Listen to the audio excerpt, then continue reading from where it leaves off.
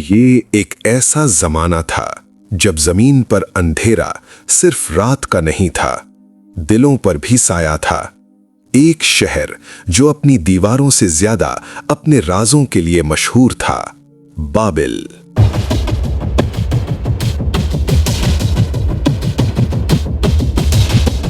یہ جادو کا شہر تھا۔ یہاں الفاظ ہتھیار تھے اور سائے زندہ محسوس ہوتے تھے۔ لوگ جنات سے معاہدے کرتے، محبت کو نفرت میں بدل دیتے۔ میاں بیوی کے درمیان جدائی ڈالنا ایک کھیل بن چکا تھا، حرام عام ہو چکا تھا اور اللہ کے احکامات بھلا دیے گئے تھے۔ آسمانوں پر فرشتے یہ منظر دیکھ رہے تھے۔ انہوں نے عرض کیا، اے رب، یہ وہ مخلوق ہے جسے تو نے عزت دی، پھر بھی یہ فساد میں ڈوبی ہوئی ہے۔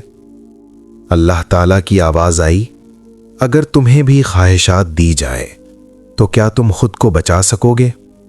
فرشتوں نے بلا جھجک کہا، ہم کبھی نافرمانی نہیں کریں گے۔ تب حکم ہوا، اپنے میں سے 2 کو منتخب کرو، اور منتخب ہوئے ہاروت اور ماروت۔ انہیں انسانی خواہشات دے کر زمین پر بھیج دیا گیا۔ اب وہ فرشتے نہیں، انسانی آزمائش میں داخل ہونے والے مسافر تھے۔ وہ بابل میں رہتے، لوگوں کو سمجھاتے اور ہر طالب جادو سے کہتے، ہم آزمائش ہیں، کفر نہ کرنا۔ وقت گزرتا گیا، وہ ثابت قدم رہے، یہاں تک کہ ایک دن بابل کی گلیوں میں ایک عورت داخل ہوئی، ایسی خوبصورتی کہ جیسے چاند نے انسانی شکل اختیار کر لی ہو۔ اس کی آنکھوں میں عجیب کشش تھی۔ روایات اسے یاد رکھتی ہیں، زہرا۔ وہ ایک مقدمہ لے کر آئی، مگر جب ہاروت و ماروت نے اسے دیکھا، ان کے اندر پہلی بار خواہش نے سر اٹھایا۔ دل تیز دھڑکنے لگے۔ یہ وہ لمحہ تھا جس کے لیے آزمائش اتاری گئی تھی۔ دن گزرے، لیکن زہرا کا خیال نہ گیا۔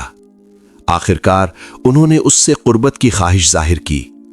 زہرا مسکرائی اور بولی، میں مان جاؤں گی، مگر میری ایک شرط ہے۔ وہ بےتاب ہو گئے۔ کیا شرط؟ زہرا کی آواز نرم مگر خطرناک تھی۔ مجھے وہ راز سکھاؤ، وہ وظیفہ جس سے تم آسمان پر جاتے ہو۔ خاموشی چھا گئی۔ یہ راز آسمانی تھا۔ عقل چیخی، نہیں۔ خواہش سرگوشی کرتی رہی، بس ایک بار۔ اندر جنگ شروع ہو گئی، اور پھر خواہش جیت گئی۔ انہوں نے وہ کلمات بتا دیے۔ زہرا نے آنکھیں بند کیں، وظیفہ پڑھا۔ ہوا رک گئی، وقت جیسے تھم گیا، اور وہ آہستہ آہستہ آسمان کی طرف بلند ہونے لگی۔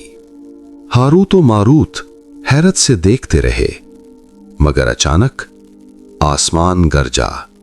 اللہ کا حکم نازل ہوا، زہرا روک دی گئی۔ روایات کہتی ہیں اسے عبرت کے لیے ایک ستارے میں بدل دیا گیا، جو آج بھی آسمان پر چمکتا ہے، انسان کو یاد دلاتا ہوا خواہش امتحان بن سکتی ہے۔